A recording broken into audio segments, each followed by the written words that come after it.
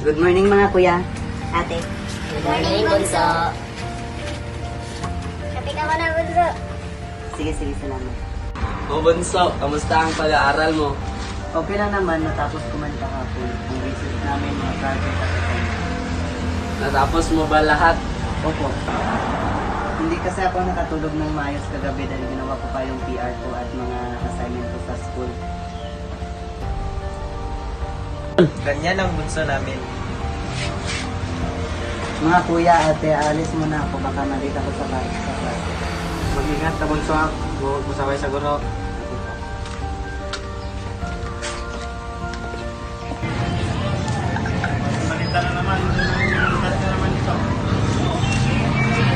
So, magandang gabi sa inyo mga kuya. Magandang gabi din sa iyo, Bunso. Naku kuya, ano na ba naman ang bagong balita? Naku, Bunso, panibagong patayan na naman. May kasangkot ba ang mga pulis kuya? Bunso, sila tayo na walang dahilan. Kuya, aalis na muna ako. Mauna na ako sa bahay. Sige, Bunso, mag-ingat ka kasi marami ang namamatay ngayon na walang dahilan.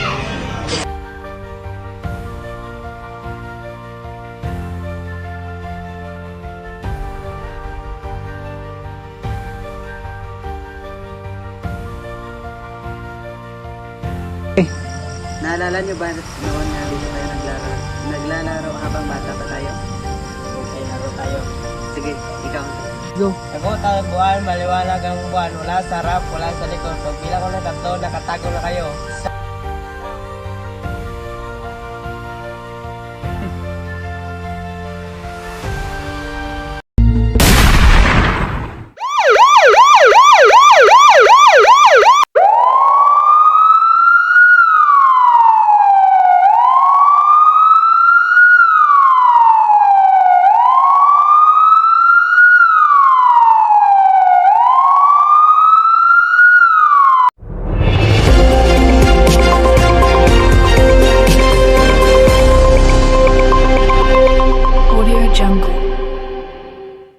Magandang gabi mga kapamilya. Ako po ang inyong DJ Bon Anchor ngayong kagabi. Isang estudyante sa Banisilang National Senior High School patay kahapon, alas 6 kahapon habang naglalaro si Vincent James o mas kilalang Bon. Pinatay siya ng tatlong lalaki na nakasuot ng uniforme ng polis. At ayon sa kanyang kaibigan, naglalaro lang daw sila ngunit may tatlong lalaking biglang dumating at pinagbabaril si Vincent James. At sa ngayon, pinaghahanap na ng batas ang tatlong lalaki na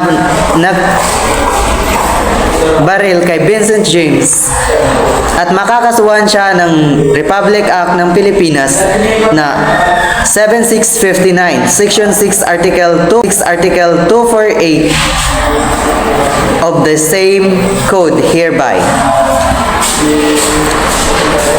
Article 246 shall kill, shall guilty, and murder.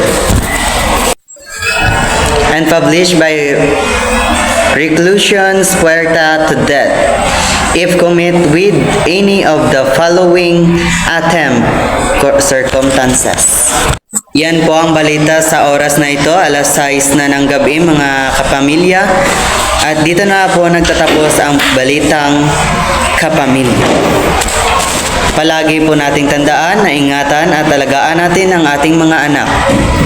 At yun lang po, paalam. Good morning mga kapamilya. Ang pag-uusapan naman natin ngayon ay ang important ng media. Nang dahil sa media mga kapamilya, napapadali natin at naiintindihan ng mga manonood at napapadali nila ang mga information katulad ng pagre-research at mga copyright. Nang dahil sa media generation is napapadali ang mga teknolohiya, mga importance of mga information. Katulad ng may pamilya ka sa ibang bansa at ikaw nasa Pilipinas, then nagkakunik kayo dahil sa media, dahil sa internet, at makachat kayo at makakausap kayo using a cellphone or digital media. At dahil din sa social media is nakakagawa din tayo ng mga masasama, meron din tayong advantage at disadvantage ng media. Katulad ng copyright. Ang one factors of copyright is in social media is nagagawa natin kopyahin ang ibang mga studies like research at iba pa. Second, napapadali din ang paghanap ng mga impormasyon at paglocate ng mga crime sa Pilipinas or sa ibang bansa. Nang dahil sa social media, napapadali ang tracker at ang mga gawain ng mga pulis. Ayon sa media is katulad ng Meta AI ngayon is napapadali natin mag-research ng mga pangalan at mag-investigate katulad ng mga crime.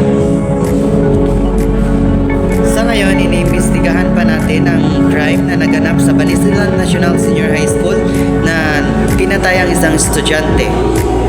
Hindi lang sa isa o dalawa ang copyright na nagaganap. Ngunit meron din tayong Republic Act ng Pilipinas upang maproteksyonan ang mga media at ang mga studies ng mga ibang mga author. So, we tackled about media and information literacy. As my own opinion, I want to share about social media. Social media is so amazing and also is fast to gather an information where we find a lot of findings in our studies. Napapadali kasi ng media ang ating pag-aaral dahil maka-research tayo at dahil din sa internet. Ngunit nakadepende po ang ating paggawa ng kuan sa media information literacy is meron din tayong mga bind or mga because of media we have a boundary for the signals.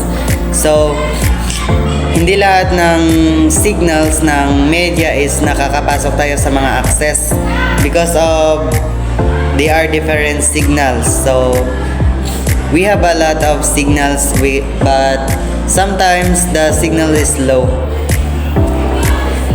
Yan lang po ang nalalaman ko sa media and information literacy.